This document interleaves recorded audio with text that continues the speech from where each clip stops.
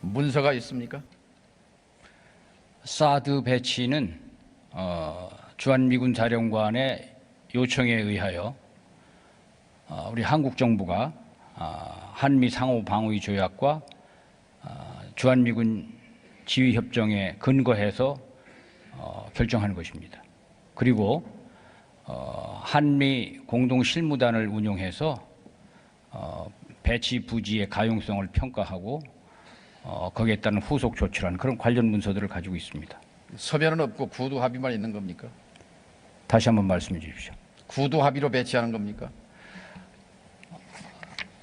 이것은 그 주한미군이 한반도에 전력을 전개할 때 이미 상호 방위 조약 4조에 의해서 그 권리를 우리 정부는 허여했고 미 합중국은 수락한 그 근거에 의해서 지금도 사드의 여러 많은 무기 체계들이 그렇게 진행되고 있습니다.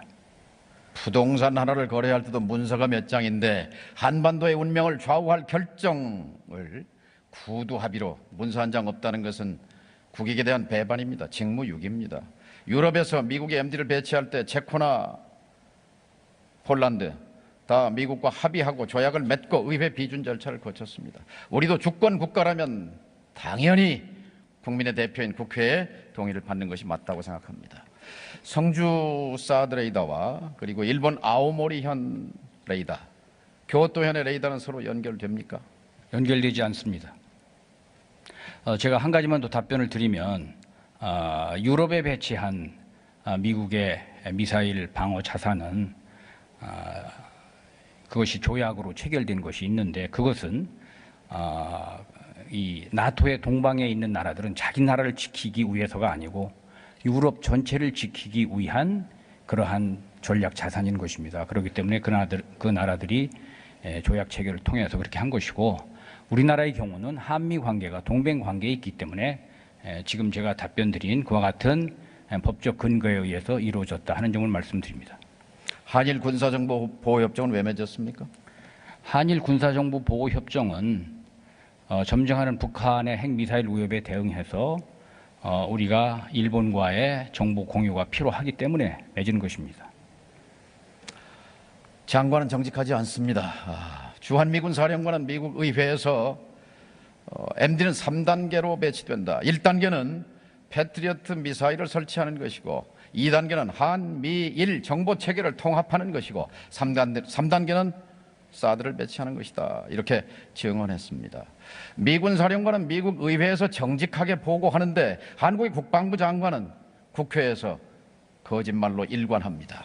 자, 총리와 외교부 장관은 사드를 배치하면 하더라도 중국의 경제 보복은 없을 것이라고 밥 먹듯이 말해왔습니다. 거짓말이었지 않습니까? 대통령 박근혜 파면도 그 뿌리에는 거짓말이 있습니다. 정부는 정직해야 합니다.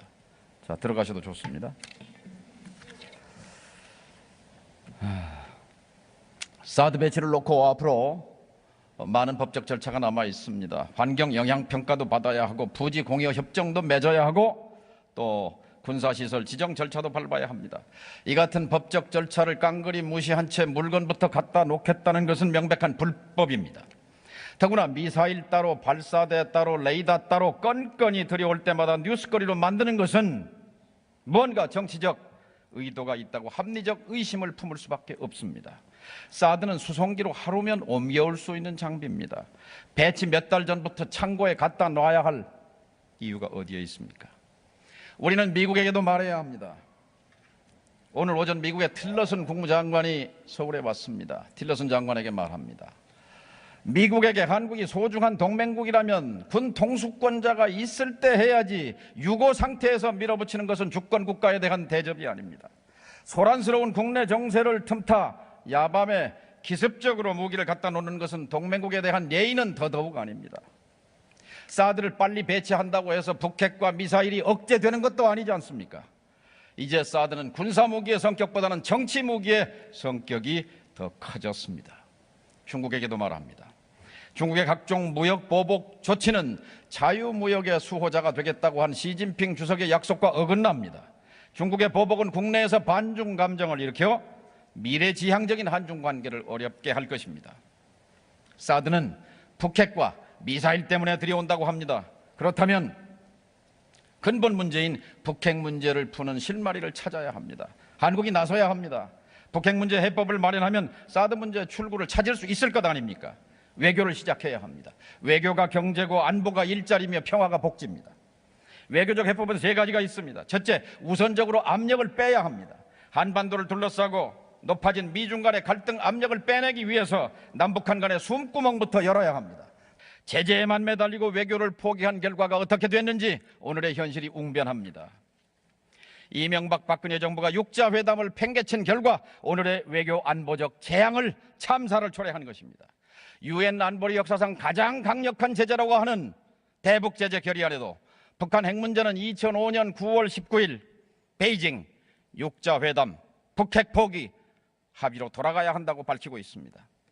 저는 당시 육자회담을 지휘했던 NSC 국가안보회의 위원장이었습니다. 서로 등지고 돌아앉은 미국과 북한을 끌어당겨서 육자회담 테이블에 앉히고 협상을 타결시킨 9.19 북핵 포기 선언 합의는 지난 100년 한국 외교사에서 우리가 주도적으로 노력해서 우리의 문제를 해법을 마련한 한국 외교의 금자탑이었습니다. 육자회담을 살려내는 것은 우리 외교를 살리는 것이고 우리 민족을 살려내는 것입니다. 새로 들어설 차기 정부에서는 최우선적으로 외교를 작동해 신육자회담을 성사시켜야 합니다. 이것이 우리 자손들에게 우리가 해야 할 급선무입니다.